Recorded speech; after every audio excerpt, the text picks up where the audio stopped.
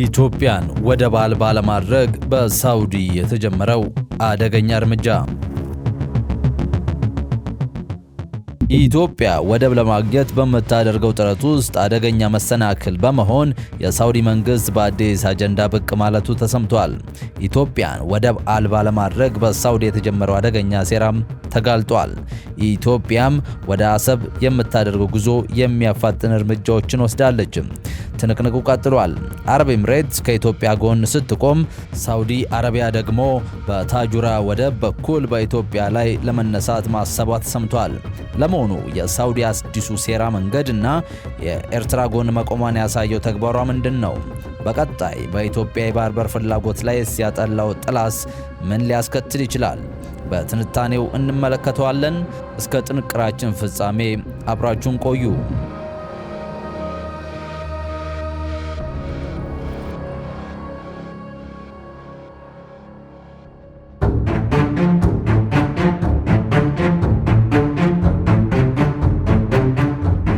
የኤርትራ መንግስት እንደ ሀገር ለመቆም ሲያስብ ይሁንታ ከሰጡት መንግስቶች እና ሚሊዮን ዶላሮች ድጋፍ ካደረጉት መካከል የሳውዲ መንግስት ዋነኛው ነው። በተለይም ደግሞ ሳውዲ በቀይ ባህር ያላት ቦታን ለማስጠበቅ የሻቢያን አስተዳደር ተመራጭ ካደረገች ሰነባብታለች። በሱዳን ያለው ጦርነትን ለማባባስ ስትፈልግ የመጀመሪያው መሳሪያ አድርጋ የተጠቀመችው ሀገር ይህንኑ አምባገነናዊ አገዛዝ የሚከተለውን የሻቢያን አስተዳደር ነው። ታዲያ ወዳጅነታቸውን ለመች ነው ያለችው ሳውዲ በኢትዮጵያ ባህር በርን የማግኘት ጉዞ ላይ አንድም እንቅፋት የሆነ ሁለት ደግሞ ወደ አሰብ የምታደርገውን ጉዞ የሚያፋጥን ተግባር ፈጽማለች። የሳውዲው ኩባንያ ለኢትዮጵያ ጭነት ቁልፍ መግቢያ የሆነው የታጁራ ወደብን ለ30 ዓመታት ለማስተዳደር ስምምነት መፈራረሙ ነው የተሰማው። የሳውዲ አረቢያው ሬድ ሲ ጌትዌይ ተርሚናል የታጁራ ወደብን ለ30 ዓመታት ለማስተዳደር ከጅቡቲ የወደቦችና ነፃ ቀጠናዎች ባለስልጣን ጋር ስምምነት መፈራረሙ በኢትዮጵያ ላይ ምን አይነት ተጽዕኖ ሊፈጥር ይችላል በሚለው ጉዳይ ላይ የተለያዩ ሀሳቦች ይነሳሉ። የመጀመሪያው ነገር ወደ ኢትዮጵያ የሚገባው 95 በመቶ የገቢ ዕቃ የሚያልፈው በጅቡቲ ታጁራ ወደብ ነው። በአፍሪካ ትልቅ ኢኮኖሚና ከ120 ሚሊዮን ሕዝብ በላይ ያላት ኢትዮጵያ አማራጭ ወደቦችን ስትፈልግ ቆይታለች። በዚህ ውስጥ ደግሞ አሰብ ዋነኛዋና የመጀመሪያዋ ተመራጭ ነች። ታዲያ ከኤርትራ ጋር ጥብቅ ግንኙነት የመሰረተችው ሳውዲ ኢትዮጵያ ወደ አሰብ የምታደርገውን ግንኙነት ለማሰናከል በማሰብ ለ30 ዓመታት የታጁራ ወደብን ለማስተዳደር ስምምነት ፈጽማለች። በዚህም በታጁራ ወደብ የሚገኙ የኢትዮጵያ የጭነት ቁልፍ መግቢያዎች ላይ እገዳ እስከ መጣል የደረሰ እርምጃ ልትወስድ እንደምትችል ነው አንዳንድ ተንታኞች መረጃ እያወጡ ያሉት።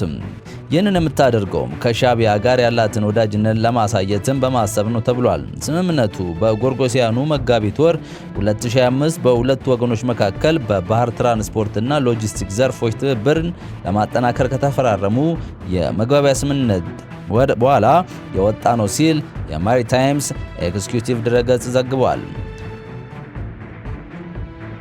አንዳንዶቹ ደግሞ በተቃራኒው ይህ ስምምነት ለኢትዮጵያ ጠቀሜታ ይኖረዋል የሚል ሐሳብ ያነሳሉ። ለዚህም ምክንያት ብለው የሚያስቀምጡት ስምምነቱ በኢትዮጵያና በሰሜናዊቱ ጅቡቲ መካከል ያለውን የባለ ብዙ ትራንስፖርት ትስስር በማስፋት እቅዶች ጋር የሚጣጣም መሆኑን ያብራራሉ። ለአብነትም ባሳለፍነው ሳምንት የኢትዮጵያ ምድር ባቡር ኮርፖሬሽን የሰሜን ኢትዮጵያ አካባቢዎች የቀይ ባህር ወደቦች ከሆኑ ታጁራ፣ አሰብና ምጽዋ ጋር የሚያገናኝ የመደበኛ መስመር ባቡር ለመገንባት 1.58 ቢሊዮን ዶላር የሚያወጣ ፕሮጀክት ይፋ ማድረጉ ይታወቃል። ወደቦቹ ለሰሜናዊ ኢትዮጵያ አካባቢዎች ቅርብ ሲሆኑ ለፖታሽ ማዕድን ቁፋሮና ወደ ውጭ የሚላኩ ምርቶችን በማምረት ላይ ያተኮሩ ሌሎች ኢንዱስትሪዎችን ፍላጎት መሳባቸውም ተመልክቷል። እንደ አውሮፓውያን አቆጣጠር በ2017 ስራ የጀመረው የታጁራ ወደብ የጅቡቲን ሰሜናዊ ክፍል የመሰረተ ልማት ዝርጋታን ለማስፋፋት ባላት እቅድ መሰረት የተገነባ ነው። ይህ ወደብ በዋነኝነት ለኢትዮጵያ አፋር ክልል ከዳናኪል ዝቅተኛ ቦታዎች ወደ ውጭ የሚላኩ ፖታሽ እንዲሁም እንደ እንስሳት እና ሰሊጥ ያሉ ኢትዮጵያንን አጠቃላይ የጭነት ምርቶችን ያስተናግዳል። የሳውዲ አረቢያው ሬድ ሲ ጌትዌይ ተርሚናል አዲሱ ስምምነት የታጁራ ወደብ በአካባቢ ተመራጭና ባለብዙ አገልግሎት መስጫ ጣቢያ ለማድረግ ያለመ መሆኑን ቢገልጽም ከጀርባ ያለው ግን አጀንዳ አሊያም የሽብር ሴራ አደገኛ ነው፣ ውስብስብም ሊሆን ስለሚችል ኢትዮጵያ ወደ አሰብ የምታደርገውን ጉዞውን ማፋጠን ይኖርባታል የሚሉም አሉ። በተለይም ደግሞ ከሰሞኑ የሻዕቢያ ባለስልጣናት በፍራቻ የተሞላ መግለጫና የሳውዲ እርምጃን መገጣጠም አንዳች የሚያመላክት ነገር አለ የሚሉ አሉ።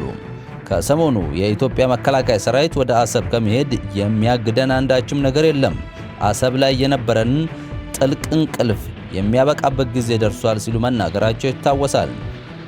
ታዲያ በዲፕሎማሲያዊ መንገድ ሆነ በዓለም አቀፍ ሕጎች ከፍ ሲልም በወታደራዊ እርምጃም ቢሆን ሽንፈት እንደሚገጥመው የተረዳው የሻዕቢያው አስተዳደር ብቸኛው መተንፈሻ አካሉ ወይም መደበቂያው ሳውዲ ሆና ብቅ ብላለች። ይህች ሀገር በሱዳን እርስ በርስ ጦርነት ውስጥ እጇ እንዳለበት ይነገራል። ታዲያ አሁን ደግሞ በምስራቅ አፍሪካ ቀጠና ብቅ ብላ የኢትዮ ኤርትራ ውጥረትን ከፍ ወዳለ ደረጃ እያሸጋገረች መሆኑም ታውቋል። በዚህም ኢትዮጵያ የራሷን እርምጃዎች መውሰድ ጀምራለች። ወደ አሰብ የሚያቀርባትን የትኛውን መንገድ ከመሞከር ወደ ኋላ እንደማትብል ያልመለከቱ እንቅስቃሴዎች ተጀምረዋል። አሁን የታጁራ ወደብ በሚቀጥሉት ዓመታት ዓመታዊ ጭነት የመያዝ አቅሙ 5 ሚሊዮን ቶን እንደሚደርስ ይጠበቃል የተባለ ሲሆን ይህም ለኢትዮጵያ የገቢና ወጪ ንግድ ያለው ሚና የበለጠ ያጠናክረዋል ተብሏል። በተጨማሪም ጅቡቲ በአፍሪካ ቀንድ ላይ በቀይ ባህር የሎጂስቲክና የባህር ንግድ ማዕከላት ያላት ስትራቴጂካዊነት የበለጠ የሚያጠናክርም እንደሆነ ተመልክቷል። ይህ በሆነበት ሁኔታ ደግሞ ሳውዲ እንቅፋት ሆና የምትመጣ ከሆነ አሊያም ደግሞ ለአሰቡ ፍላጎት እንደ መደራደሪያ አድርጋ የምትጠቀመው ከሆነ ቀላል የማይባል ኪሳራ ኢትዮጵያ ላይ ሊደርስ ይችላል። በሌላ በኩል አዲሱ የባቡርና የወደብ ግንባታ ኢትዮጵያ ሰሜናዊ የውጭ ንግድ መስመሮች እንደሚያሳድጉ የሎጂስቲክ ወጪዎችን እንደሚቀንሱና በጅቡቲ ቀይ ባህር በሮች በኩል ወደ ዓለም አቀፍ ገበያዎች የሚደረገው ተደራሽነት እንደሚያሰፋ ይጠበቃል። ሰሜን ኢትዮጵያ ከጅቡቲና ኤርትራ ወደቦች ጋር የሚያገናኝ ሀዲድ ለመዘርጋት መታቀዱ መገለጹ ይታወሳል። ፕሮጀክቱ 1.5 ቢሊዮን ዶላር ይፈጃልም ተብሏል። የኢትዮጵያ ባቡር ኮርፖሬሽን ሰሜን ኢትዮጵያን ከጅቡቲዋ ታጁራ እና ከኤርትራ አሰብ ምጽዋ ወደቦች የሚያገናኝ ሀዲድ በ1.58 ቢሊዮን ዶላር ለመስራት ማቀዱን ሪፖርተር ዜና ጠቅሶ ዋዜማ ዘግቦ ነበር።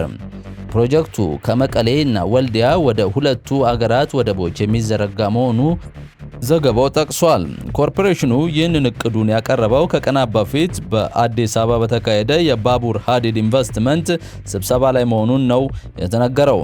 አዲሱ ፕሮጀክት በዓለም አቀፍ የግልግል ፍርድ ቤት ከተያዘው የቱርክ ኩባንያ ከጀመረው አዋሽ ኮምቦልቻ ሀራ ገበያ የሀዲድ ፕሮጀክት ጋር ግንኙነት የለውምም ተብሏል።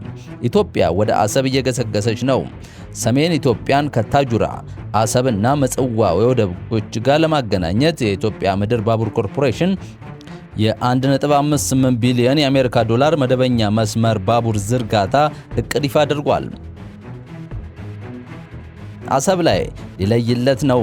ነገሩ ሁሉ ቋፍ ላይ ደርሷል። በጀነራል ጻድቃን አንደበት ካርታ ለዋይ ጦርነት ሊሆን ይችላል የተባለለት ውጥረት አቶ ገብሩ አስራት እንዳሉት ተጀምሯል። የቀረው ውጊያ ብቻ ነው የሚሉ በርክተዋል። አስመራና አዲስ አበባ በቃላት አንድ ሁለት እየተባባሉ ባሉበት በዚህ ሰዓት የሳውዲ ጣልቃ ገብነት ሲታከልበት ውጥረቱን ሊያባብስ ይችላል የሚሉ ተንታኞች ተበራክተዋል። ቀይ ባህርና በኤደን ባህረ ሰላጤ የሚገኘው የባበል ኤል ማደብ ሰርጥ የዓለማችን 15 በመቶ ያህል የንግድ መርከቦችን እንቅስቃሴ የሚያስተናግድ በመሆኑ ግብፅ፣ ኤርትራ፣ ሶማሊያና ሌሎች ሀገራት የኢትዮጵያ ባህር ኃይል በዚህ ወሳኝ የንግድ መስመር ላይ ቀጥተኛ ተሳትፎ እንዲኖረው እንደማይፈልጉ ያመለከቱ መረጃዎች ሲወጡ ታይተዋል። ኢትዮጵያ፣ ኤርትራ፣ ጅቡቲ፣ ሱዳን፣ ደቡብ ሱዳንና ሶማሊያን የሚያካትተው የአፍሪካ ቀንድ የዓለማችን ትልቁ የባህር ላይ የንግድ መስመርን ይዟል።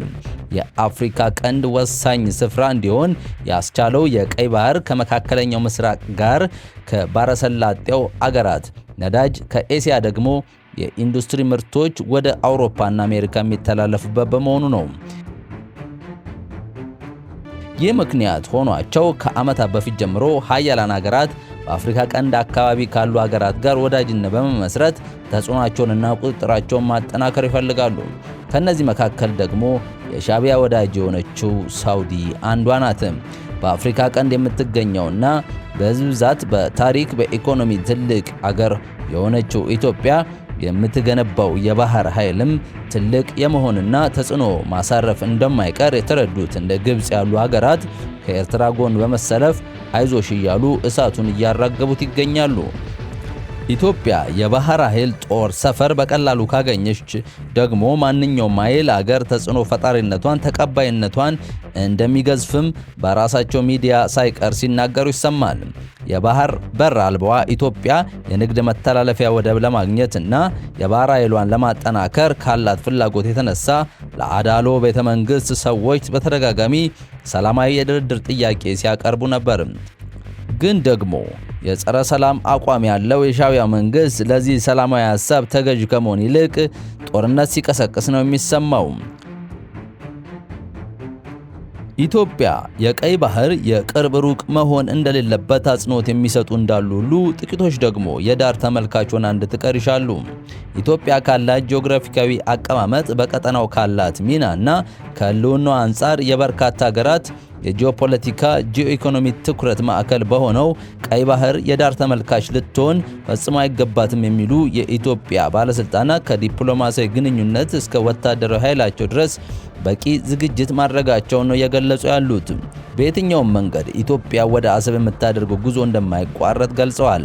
በዚህም ሳውዲ የምታደርገው ስምምነት የኢትዮጵያ የእውነት እንደምታስበው ከጀርባው ሴራ የሚኖረው ከሆነ ኢትዮጵያ የአሰብ ወደብ ብቻ ሳይሆን የአስመራን ታሪክ የሚቀይር እርምጃ ልትወስድ እንደምትችልም ይገለጻል። እኛ በዚያ በቃን። መልካም ጊዜ ተመኘን።